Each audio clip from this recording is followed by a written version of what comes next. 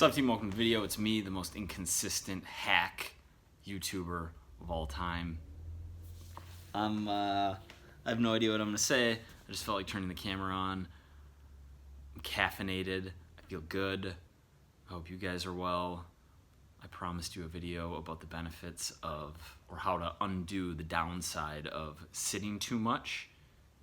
I believe I put a date on that video that is far past where we are right now. I'm sorry, smash the dislike button. I've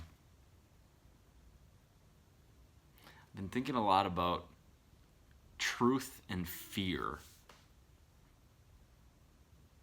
Fear and emotion, something that like we all experience, and really fear of telling the truth, and fear of telling the truth publicly, especially in a social media era, especially in,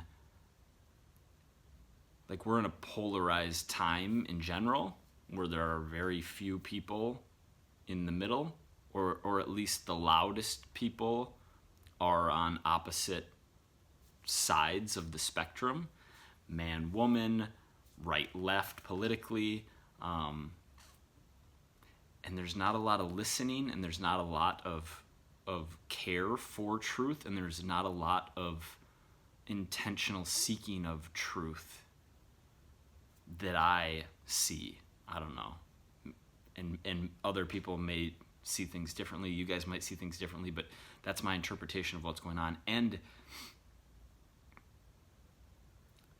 there's almost like I almost feel like I can't explore subjects and ask questions without there being a backlash from either side.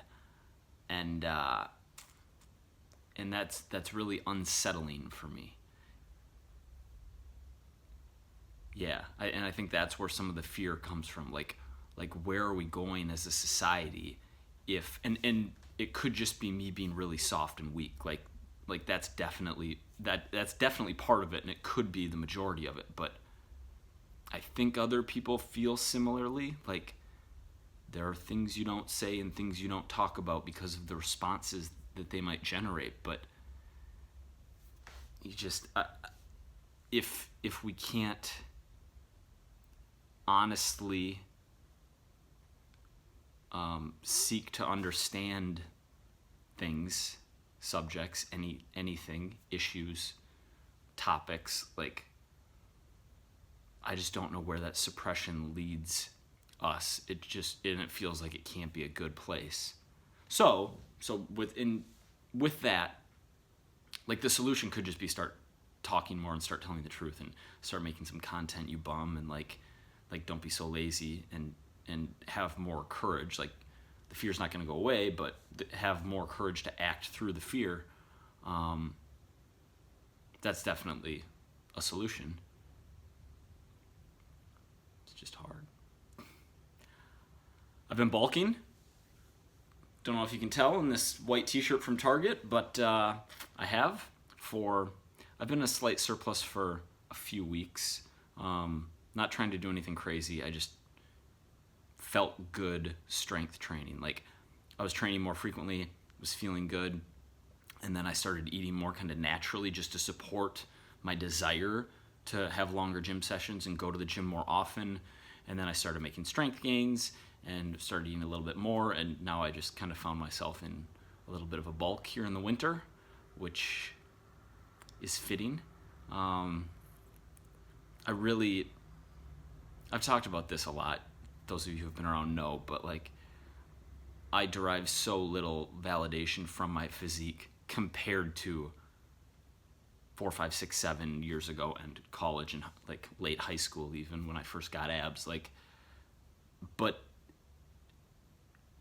there's still something about making progress that is very satisfying. That, as the clinical psychologist Jordan B. Peterson would say, is like making progress towards a meaningful goal happens via the dopamine pathways, which is the same pathway that addictive drugs like cocaine activate So like it makes sense that you feel good when making that progress, and adding a rep or adding 5 pounds or adding these things week over week and feeling like you can check boxes and you're moving in a direction, that's good. There's also the benefit that, like, when you think of different forms of training, when I'm strength training for strength and body comp goals, I'm just a better coach. Like, just know it. When I care less about my own physique and my own progress, I'm less in it.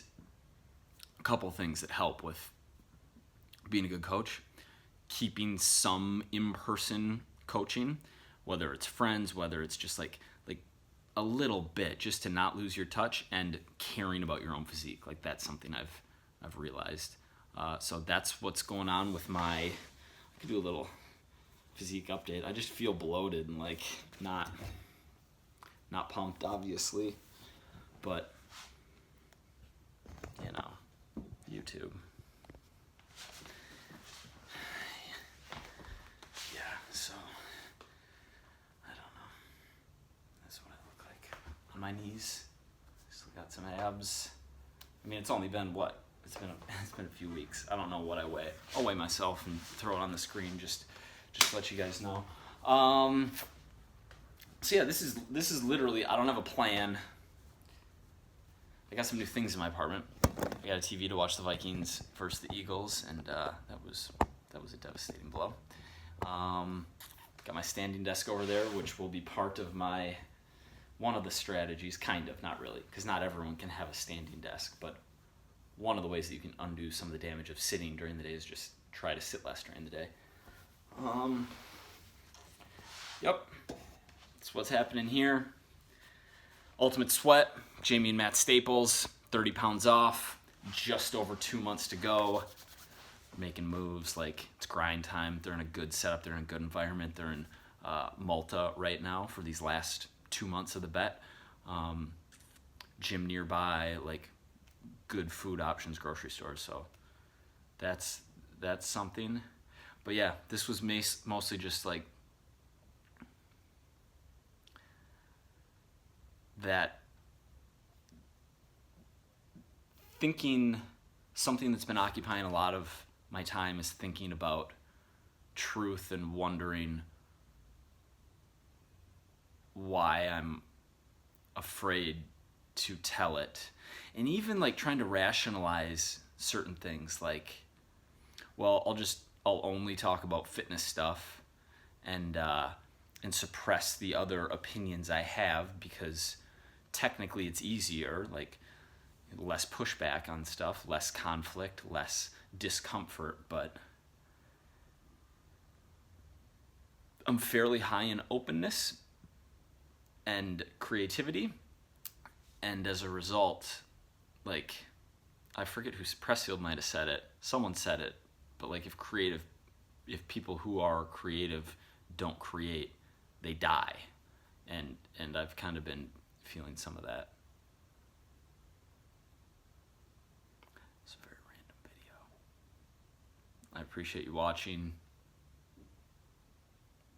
See you soon. I didn't really give any specific examples whatsoever. I just realized, which may be of interest to some of you, the first places my mind goes are male-female dating dynamics, and specifically as they relate to age and and like marriage and divorce laws, child custody laws in the West,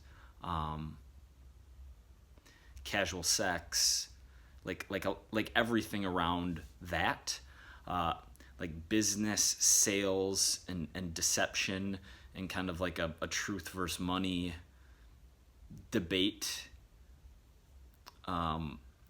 drug use in fitness, drug use outside of fitness. It's just a lot of things. But really, like, I talk to this with, like, in intimate settings and one-on-one conversations with women over time. I have more recently, because I actually feel like I can have really good and truthful conversations there. But it's so interesting what society pressures us and what social norms are versus what's actually happening. And as a guy who, like, I don't know how many of you know this. I've made videos about it, but not for a while. Like, I took a good lick on the chin post college in a breakup with a long term girlfriend, and basically like that was the spark for the fuel to like save up money, fuck this, quit my job, start a company, move, like really do things. But in the experiences I've had, in that experience, the experience I've had since then, in dating, especially in a big diverse city where you have so much opportunity for different types of interactions, I've just learned so much, and I want to talk about them. And I think it's just because I'm soft and afraid of the reaction that I don't. Okay, we'll see you in another few months when I upload another video.